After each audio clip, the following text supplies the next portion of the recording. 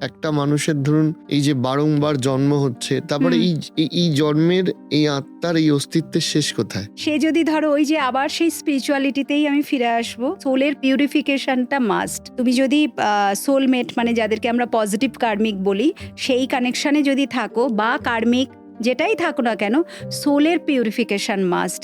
তুমি যদি সেটা করতে পারো, ঠিক আছে, এবং তোমার যদি কোনো এক্সপেকটেশন না থাকে, তুমি যদি অ্যাটাচমেন্ট থেকে বেরোতে পারো, যেটা নাকি এই যে আমাদের এই যে আমি যা শেখাই এগুলো করতে করতে করতে করতে না ধীরে ধীরে আমরা এই জগতের মধ্যেই ডুবে যাই, ওই মেটেরিয়ালিজম থেকে আস্তে আস্তে কাটছাট হয়ে যাই অটোমেটিক্যালি।